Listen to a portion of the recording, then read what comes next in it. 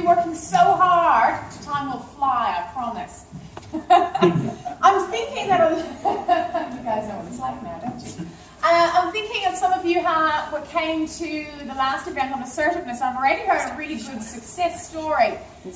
Who else remembers anything from the last session? Anyone remember anything? What do you remember? Your family story? Yeah. Oh, thanks. The most embarrassing thing.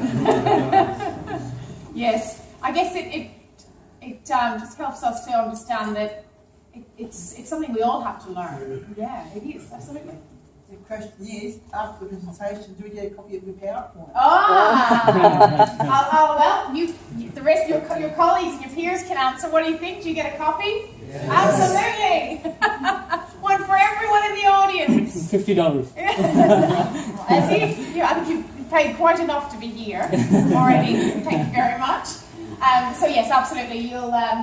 I'll give you my email address at the end, and you can email me. You can get a copy of it. It's a Prezi, so it sort of comes in a little PDF pack. So you'll get that. I'll just fix this little security message. What else do you remember about? What else do you remember about the assertiveness workshop, apart from my embarrassing family stories? Anyone remember anything else? Who's tried it out? Anyone? Anyone put it into practice? What are you going to write in your report? Do we have to? Well, I was just chatting actually to one of the professional years. Ajit, thank you, Ajit. And she was letting me know, I was asking what the structure was, and I believe that you do have to talk about what you're going to apply. You know, how you're going to put your learning into practice and things like that. So it's interesting to sort of think about that. And of course, how else do we actually learn? So, and tonight's no different. Thinking of the opportunities that you might have to put what you're going to learn into practice. How many of you will find yourself in situations where you will need to consult? Hands up.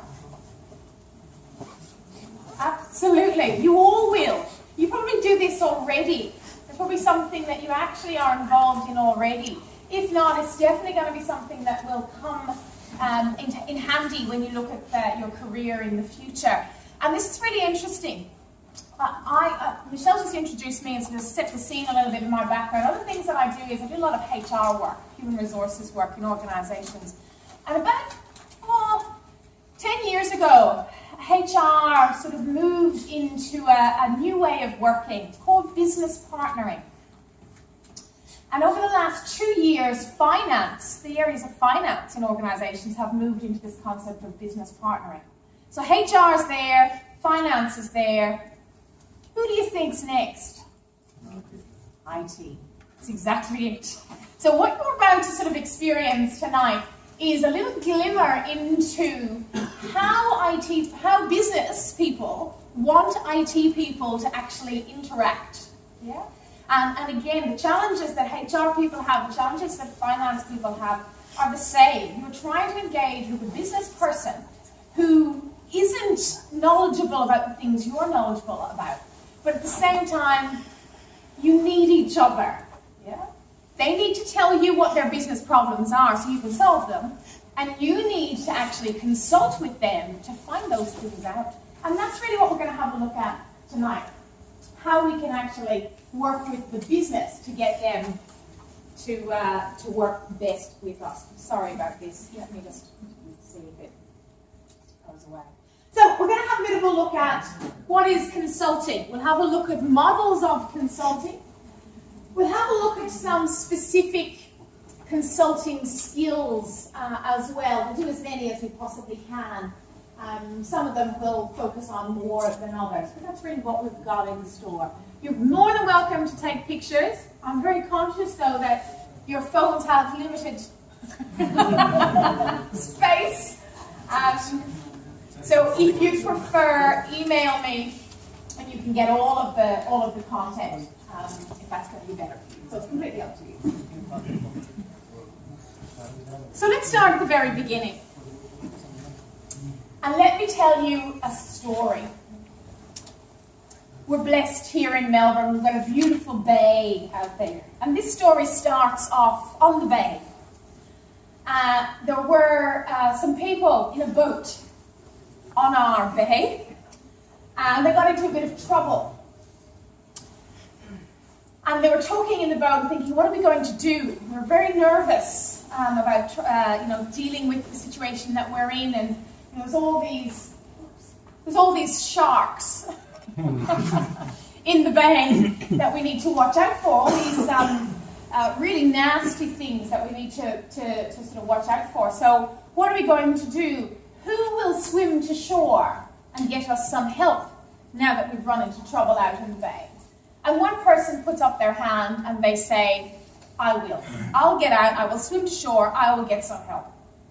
And the other people in the boat say, sure? And the other person says, yes, absolutely, I'll do it. So that person hops out, swims to shore, gets some help, comes back, rescues everyone from the boat and from the bay. And the people who were rescued say to the person, how did you do it? How did you actually do that? In that water with all those sharks? And the person said, I'm a consultant. I swim with sharks every day. When we think about consulting, we often do think about it as a dog-eat-dog, cutthroat, harsh, cruel, really competitive, messy-looking world. And yes, in a very typical viewpoint, consulting can look like that. Ridiculous hours and crazy expectations. You need to know everything about everything. You know what? That's not realistic. It's not realistic in the world of work that we actually live in. So how would you actually define consulting in a modern day sense? In the world we work in, what is consulting? What do you think? Seeking help. Seeking help, right? Advice, interesting words. Advice, yeah. What else? What other things might it be? Clarification. Getting clarification, thank you. What else? Mentoring, interesting, yeah, mentoring, yeah, lovely. What else? Asking? What do you mean by that? Well, if you need a requirement or if you want to know the needs, Yes. you could ask You can- for anything. Interesting. Yeah. So at one stage we've got sort of giving advice, which is, in my view of giving advice, is very much about, here's your answer. Let me tell you what you need to do. And in the other instance, we're actually thinking of something quite different, which is actually asking and finding out stuff. Yeah, so that we can actually know what the need is and what the challenge actually is. So it's interesting, isn't it? And you know what? Everything you've just said is absolutely right. Because consulting is lots of different things. We're going to have a bit of an explore of some models of consulting. Here's a definition. One of the best definitions of consulting. Thank you so much.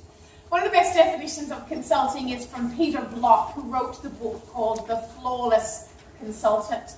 And he said, you are consulting anytime you are trying to manage a situation and have influence over a situation, but you don't have direct control. So you're trying to influence a situation, but you do not have direct control over that situation. Does that make sense?